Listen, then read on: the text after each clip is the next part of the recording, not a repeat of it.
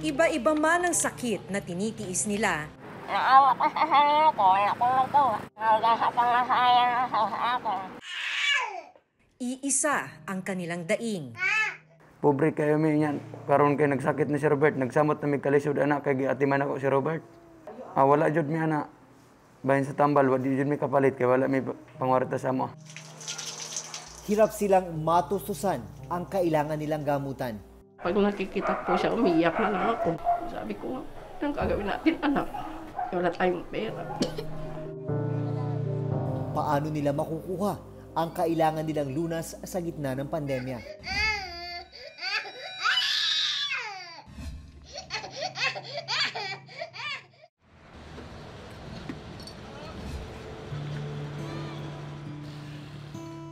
Magtatanghaling tapat, abalang nangangalakal ng basura si Lola Rosita Monteclar, 60 taong gulang. Sa kabila ng kanyang edad, hindi niya alintana ang tindi ng sikat ng araw at peligro sa kalsada ngayong may pandemya. Kapansin-pansing may benda sa kanang mata ni Lola Rosita at nang tanggalin niya ito para linisin, wala na pala ang isa niyang mata. Nagsusugat na rin ito at panay daw ang pagkirot. Kwento ni Lola Rosita, taong 2017 nang makaramdam siya ng pananakit ng ngipin. Makalipas ang 2 buwan, may nakapasyang bukol sa kanang pisngi. May bukol saan po yung bukol? Sa tabi po ng ilong yung Oo. bukol. Hindi na po napahinga kasi sa loob namamaga na. Kuha ang larawang ito noong 50 taong gulang si Lola Rosita. Malinaw pa raw noon ang 2 niyang mata. Nang magkabukol sa kanang pisngi, nakapagpa-check up sa Philippine General Hospital o PGH si Lola Rosita. May tumor sa kanyang pisngi ang matanda. Sabi ng doktor sa PGH, namamaga na ng ilong ko. Sabi nila cancel daw. Dito na siya pinayuhan ng doktor na magpa-opera bago pa kumalat. Kasama sa inalis ang kanyang kanang mata. Ano po yung tinanggal? Yung gusto na sinito. Diba may gusto nito? Panganyap yan. Yung ito parang cheekbone. Oo. Kapag wala hong bandage, Mapasukan ng niyang luli kung nangalakal ako.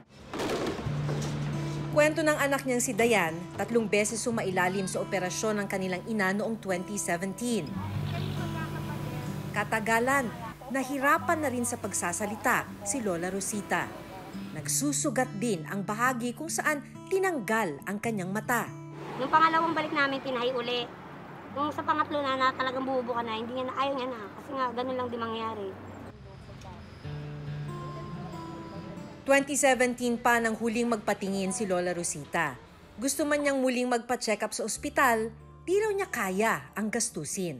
yung po kanina, 200 pesos yung kinikita sa pangangalakal. O araw-araw, buhanin. Wala na akong magawa lang hanggang sa pangasaya na sa akin.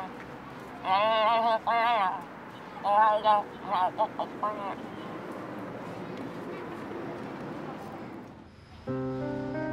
Araw-araw matyagang nililinis ni Lola Rosita ang kanyang sugat. Pinapakiramdaman nyo na lang po O ba? happy. Yung hapde. Araw-araw po yan, mga Ay, lala ko siya. may nana. Matapos linisin, sa kanya ito lalagyan ng gasa para matakpan. Paano ho yung pantakip ninyo sa mata nyo? Meron kayo sa dalawa. Dadalawa na lang ang natitira. Oo. Kaya tinitipid nyo na po, ano? Oo. May mga araw po ba na wala nang pangtakip sa mata? Hindi niya na lang po tinatanggal. Pag wala po pambili, yun na lang po ulit yung nilalagay niya. So balang inuulit-ulit nyo na lang po yung pangtakip sa mata? 3 sa 6 na anak ni Lola Rosita ang kasama niyang naninirahan sa Parañaque. Lahat sila sa basura umaasa para kumita. Hindi ba naging madali yung pagpunta sa ospital? Hindi po, kasakay pa po, malayo po dito yun eh. Kuha pa kayo pamasay, maghahanap ka. Naawa ko sa sarili ko, wala akong magawa. Kasi ako ang inasahan sa mama, pagpasapa ang anak ko nila. Sinubukan niyo po bang Magpunta sa ospital, sa health center. Ang iniisip ko naman, pag may kulisok ng hapunan, ano kakainin ko? Dito ka natutulog, Nay. Eh di ba nitong mga nakalipas na linggo, maulan? Diyan pa din. Pag mainit. Di, kumusta ka? Hindi ba mas lalong sumasama yung pakiramdam niyo? Dahil Kasi wala, nasilis ko lang. Kasi wala ko ulo. Sa bayan ng Sindangan sa Zamboanga del Norte, hindi mapigilan ang pag-iyak at pagwawala ng 3 taong gulang na bata na si Robert Labusan. Ang kanyang mga mata kasi tinubuan ng malalaking bukol na balot ng mga sugat. Dahil sa kanyang kondisyon, tuluyang nabulag ang bata. Hirap na rin siyang kumain at kumilos. Ano nga ba ang sakit na dumapo kay Robert at paano ito malulunasan? Sa isang video call, nakausap ko ang ina ni Robert na si Almi. Ano ba ang sakit ni Robert? Nag-start nung May, lumalaki na po yung mata. Hanggang sa parang pumutok yung mata, lumabas na hanggang yung parang nag-infection na talaga. Ang kanang bahagi ng mukha ni Robert halos sakupin na ng malaking bukol na tumubo sa kanyang kanang mata. Lumala na rin ang kondisyon ng kanyang kaliwang mata. Gustuhin man daw nilang mapatingnan sa espesyalista ang kanilang anak. Wala naman silang perang panggastos. Bakit tumagal ng ganun para mapacheck up siya? Walang-wala talaga ng pera para ipamasahi at para ipatingin ng doktor yung si Robert po. Malayo rin ang ospital mula sa kanilang lugar. Pamasahe pa lang, kailangan na nila ng 1,000 piso. Dahil sa lumalalang kondisyon ni Robert, ang kanyang inang si Almi ang nagsisilbi niyang mga mata, kamay at paa.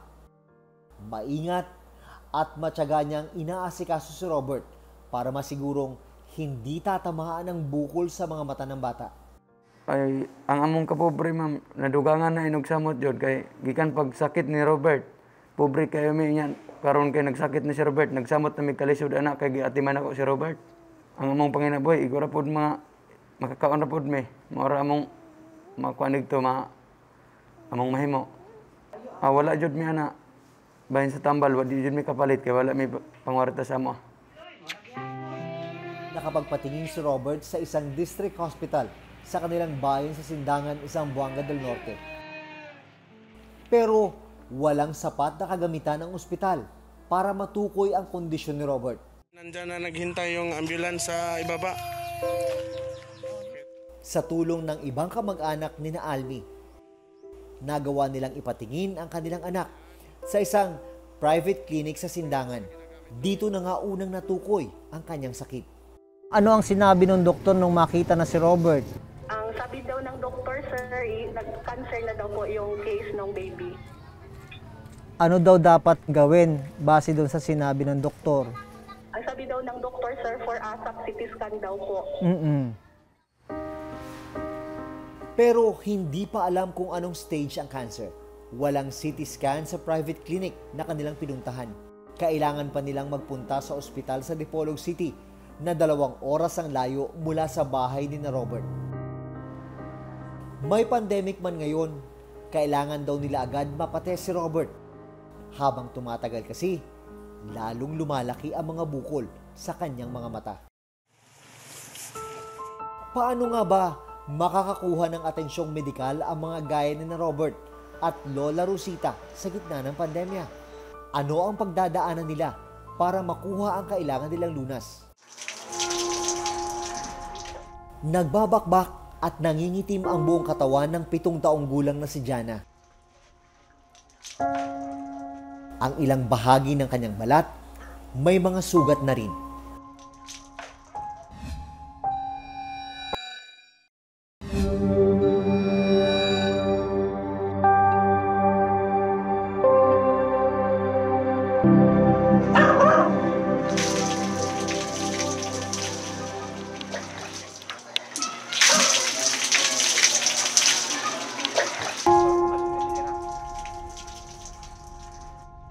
Nagbabakbak at nangingitim ang buong katawan ng 7 taong gulang na si Jana. Ang ilang bahagi ng kanyang balat may mga sugat na rin. Hindi pa naipatitingin sa espesyalista sa balat ang bata.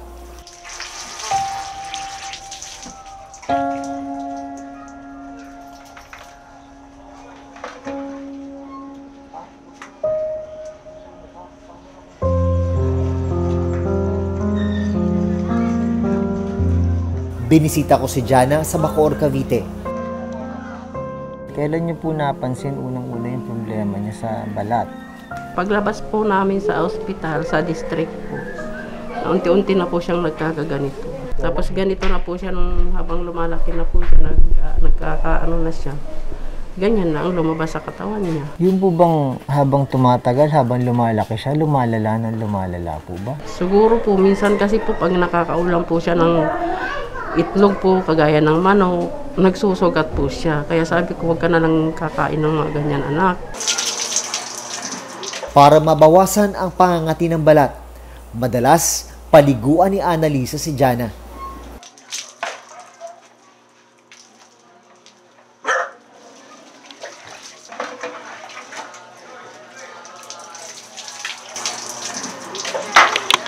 Yung buong katawan po pala talaga niya ang meron, ano?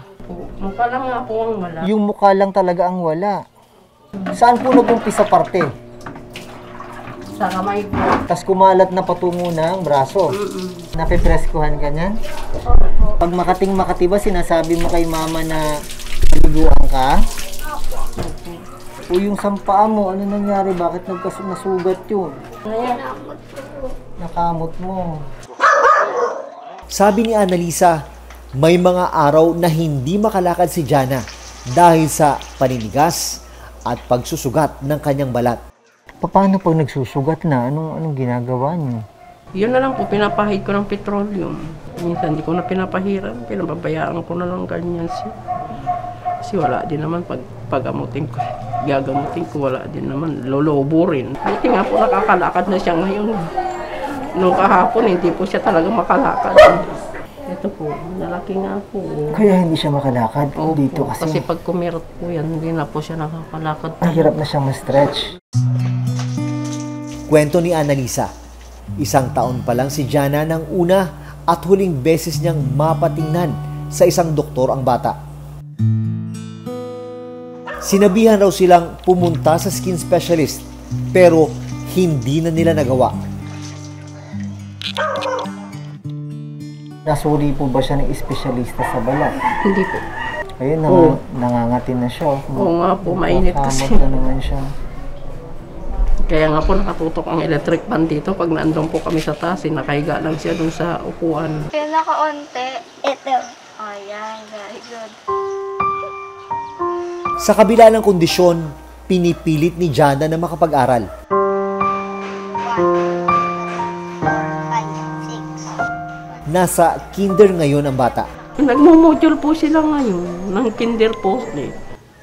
Ilang taon na po siya nag-aaral? Ano po, pangalang taon na po sila ngayon. Kasi po nahinto po nung nakarang taon. Dapat po to grade 1, grade 2 na po to. Pinahinto po ng mestra nung kinder po siya. Pero maging si Annalisa, tila may ganito ring kondisyon. Nangingitim at may mga butlig-butlig din ang kanyang balat. Malaking palaisipan kay Annalisa kung anong sakit ang dumapo sa kanilang mag-ina. Yung sakit po niya, parang may hawig sa sakit ninyo. Opo, pero siya po malala talaga. Ako po hindi naman po ako nagsusugat talaga. Nung maliit po talaga ako nagsusugat. Ngayon hindi na po ako talaga nagsusugat. Kailan nag-start naman yun sa inyo? Ako po nung gaya rin po sa kanya. Mula nung pinanganak? Kasi siya mula nung pinanganak, di po ba? Nung pinanganak po ito, mapulang-mapula din. Nakakatakot din na paliguan to. Single mother si Annalisa. Araw-araw, paglilinis ng mga bote ang inaasahan nila para kumita. Alam ko mahirap yung buhay. Talagang, yun po talaga ba naging balakid? Ba't hindi nyo siya mapatingnan ng... Wala pong kaming Financial po, nagtitinda nga lang din po ka. Kasi naihiram po ako ng puhunan. Para may ano kami. Kaya hindi ko po siya mapatignan. Anong gusto niyo para sa anak mo? Sana ano lang po ng pagpagamot sa kanya. Yan lang po ang gusto kong mangyari. Gusto niyo matingnan siya ng espesyalista? Yan naman daw po ang gusto niya eh. Tinatanong ko po siya kung anong gusto niya sa paggamot ako mo. Sina Lola Rosita, Robert at Jana, sumasalamin sa realidad sa bansa. Hindi na ipatingin ang kanilang mga karamdaman dahil sa kawalan ng pera. Mariin namin itinutulak na dapat ang pamahalaan ay mag-step up na dapat drastic yung kanyang gagawing mga hakbang at gawing free, comprehensive, integrated, tax-funded ang healthcare system natin. February 2019 nang maisabatas ang Universal Healthcare Law. Nakasaad dito na ang bawat Pilipino ay automatically enrolled na sa newly created na National Health Insurance Program. Pero hindi ibig sabihin ito na wala ng babayaran. Pwedeng maging direct o indirect contributors ng health insurance program. Yung direct contributors po ay sila po yung mga may kakayanang magbayad ng kanilang contribution. Yung mga indirect fund ay yung mga mostly nasa vulnerable sectors at kinabibilang po ito mga indigent members, mga senior citizens, na mga persons with disabilities at iba pa.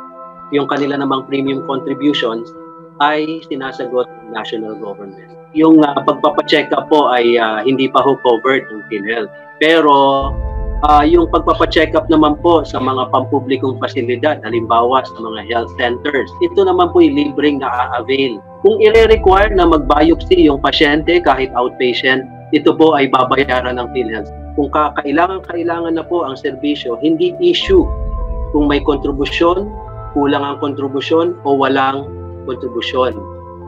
Dapat ay magamit nila yung serbisyo at magamit po nila yung benepisyong PhilHealth.